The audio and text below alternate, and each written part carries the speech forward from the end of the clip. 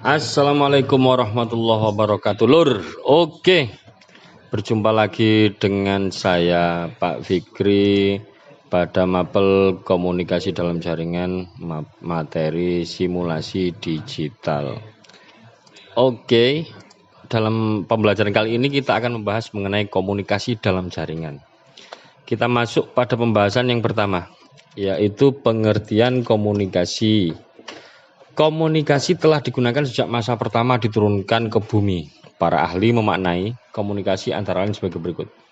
Yang pertama, menurut Effendi, komunikasi adalah proses penyampaian pikiran atau perasaan oleh seseorang kepada orang lain dengan menggunakan lambang-lambang yang bermakna bagi kedua belah pihak. Sedangkan menurut Handoko, komunikasi adalah proses pemindahan pengertian dalam bentuk gagasan atau ide ataupun informasi dari seseorang kepada orang lain. Namun menurut Robin, tidak ada kelompok yang dapat eksis tanpa komunikasi secara sederhana. Dapat kita artikan bahwa komunikasi terjadi jika saya bicara, Anda mengerti. Dan sebaliknya, jika Anda yang bicara, saya pun mengerti. Jika Anda bicara, sedangkan mitra bicara Anda tidak mengerti ataupun sebaliknya, maka komunikasi belum terjadi. Adapun beberapa fungsi dari komunikasi antara lain sebagai berikut. Yang pertama, sebagai informasi, komunikasi membantu proses penyampaian informasi yang diperlukan individu dan kelompok untuk mengambil keputusan dengan meneruskan data dan menilai pilihan-pilihan alternatif. Yang kedua, komunikasi sebagai kendali.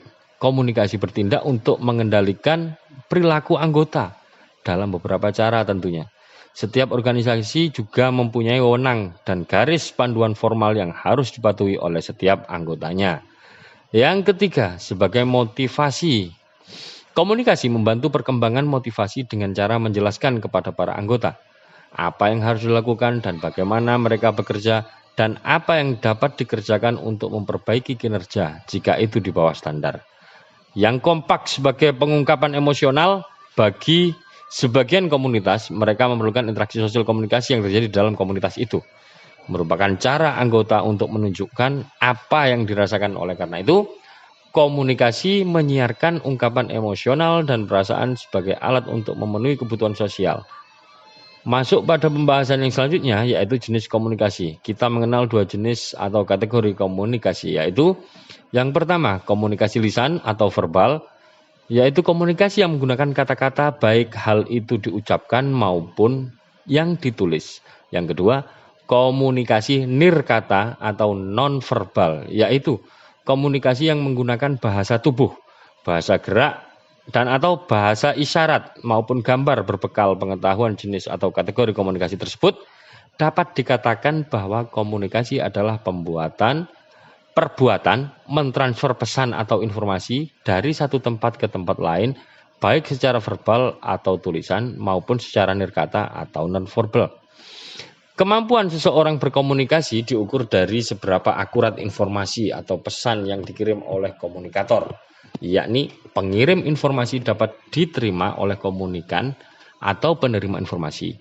Dan sebaliknya, hal tersebut juga menjadi ukuran seberapa mahir kita berkomunikasi. Tentunya mengasah dan mengembangkan kemahiran berkomunikasi dalam kehidupan sehari-hari adalah sesuatu hal yang penting, karena dapat membantu seluruh aspek kehidupan kita, baik dalam kehidupan sosial maupun kehidupan profesional. Kita masuk pada pembahasan yang selanjutnya, yaitu pengertian komunikasi dalam jaringan. Setelah kita memahami makna komunikasi, maka sampailah kita pada komunikasi daring atau dalam jaringan. Istilah komunikasi daring ini mengacu pada membaca, menulis, dan berkomunikasi melalui atau menggunakan jaringan komputer. Dengan kata lain, komunikasi daring adalah cara berkomunikasi di mana penyampaian dan penerimaan pesan dilakukan dengan atau melalui jaringan internet. Komunikasi yang terjadi di dunia semu, dunia maya, tersebut lazim juga disebut sebagai komunikasi di dunia maya atau cyberspace. Perkembangan pertama komunikasi daring dimulai pada tahun 1960-an, sudah ada ya, ketika peneliti Amerika mengembangkan sebuah protokol yang memungkinkan mengirim dan menerima informasi atau pesan melalui komputer. Protokol tersebut dinamakan ARPANET, yang diluncurkan pada tahun 1969. Komunikasi daring dalam dunia pendidikan mulai digunakan pada tahun 1980-an setelah pengembangan dan penyebaran komputer pribadi atau personal komputer atau yang biasa disebut dengan PC. Sementara itu pada tahun 90-an pertama kali muncul yang dinamakan dengan World Wide Web atau jawane WWW. Kita masuk pada pembahasan yang selanjutnya, yaitu keunggulan dan kelemahan komunikasi daring. Komunikasi daring memiliki beberapa keunggulan jika dibandingkan dengan komunikasi konvensional, antara lain sebagai berikut. Yang pertama, dapat melakukan komunikasi di mana saja dan kapan saja dengan syarat terkoneksi dengan jaringan internet dan memiliki sarana yang mencukupi. Yang kedua, efisiensi biaya. Berbeda dengan komunikasi konvensional, komunikasi daring tidak memerlukan pihak yang berkomunikasi untuk bertemu atau bertatap muka. Dengan komunikasi daring, Anda dapat menghemat biaya transportasi.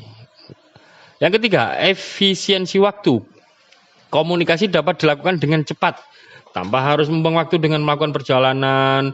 Pesan komunikasi dapat disampaikan pada saat itu juga, dalam hitungan detik, walaupun kedua belah pihak yang berkomunikasi tidak saling bertatap muka atau saling berjauhan. Yang terintegrasi dengan layanan TIK lainnya. Sambil melakukan komunikasi daring, Anda dapat memanfaatkan layanan lainnya untuk mendukung pelaksanaan dan kelengkapan komunikasi tersebut. Contoh layanan yang dapat digunakan seperti berbagi layar presentasi dan dokumen. Sharing-sharing ya, presentasi. Yang kelima, meningkatkan intensitas berkomunikasi. Komunikasi daring juga mendorong orang yang biasanya diam di dunia nyata menjadi aktif saat berkomunikasi di dunia maya. Yang keenam, meningkatkan partisipasi. Dengan terbukanya jalur komunikasi, akan semakin banyak orang yang dapat berpartisipasi, baik dalam sebuah diskusi maupun forum-forum yang ada di dunia internet. Nah, tentunya selain keunggulan komunikasi daring juga memiliki beberapa kelemahan, antara lain sebagai berikut. Yang pertama, tidak mewakili emosi pengguna. Intonasi bicara, raut muka, gerakan tubuh merupakan hal yang relatif sulit untuk dipahami melalui komunikasi daring. Yang kedua, memerlukan perangkat khusus dalam pelaksanaannya. Komunikasi daring memerlukan adanya hardware dan software yang tertentu, yang tentunya dapat mendukung aktivitas kita di dunia internet. Yang ketiga, terlalu banyak informasi yang tidak penting dalam komunikasi daring. Seringkali informasi yang kita dapat menjadi terlalu banyak, sehingga membuat bingung penerima. Yang keempat, menyita konsentrasi. Melakukan komunikasi daring tidak pada tempat dan waktu yang tepat, dapat mengabaikan atau menunda hal penting lainnya. Selanjutnya, yaitu jenis komunikasi daring penggunaan. Penggunaan jenis sarana komunikasi akan mempengaruhi keserempakan waktu ataupun komunikasi. Dari sini terdapat dua jenis komunikasi daring. Yang pertama adalah komunikasi daring sinkron atau serempak. Komunikasi daring serempak atau sinkron adalah komunikasi yang menggunakan komputer sebagai media yang terjadi secara serempak atau waktu nyata, yang kata lainnya adalah real time. Contoh komunikasi sinkron antara lain sebagai berikut. Yang pertama adalah teks, yang kedua video call. Tuh.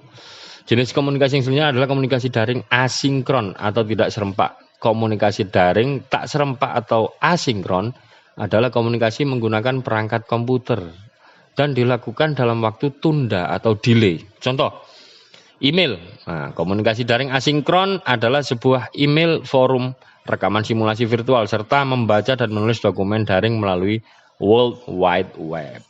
Ya, yang suka itu.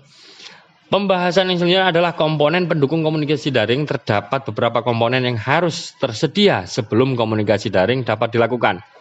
Komponen tersebut dapat kita kelompokkan menjadi 3 bagian. Yang pertama adalah komponen perangkat keras atau hardware. Contoh dari perangkat keras yang diperlukan untuk melaksanakan komunikasi daring adalah komputer, headset, mikrofon, serta perangkat pendukung koneksi internet. Yang kedua, komponen perangkat lunak atau software. Contoh software yang bisa digunakan dalam pelaksanaan komunikasi daring antara lain adalah Facebook, Google Meet atau yang lain, WhatsApp, dan lain-lain. Yang komponen perangkat nalar atau brainware yang termasuk dalam komponen ini adalah manusia sebagai brainware-nya ya, sebagai user yang terlibat dalam penggunaan serta pengaturan perangkat lunak dan dapat perangkat keras untuk sini komunikasi dalam jaringan mengenai komunikasi dalam jaringan. Cukup di sini dulu. Jika ada pertanyaan boleh komen. Absen melalui kolom komentar di bawah. Dan jangan lupa tetap jaga kesehatan. Terima kasih. Wassalam.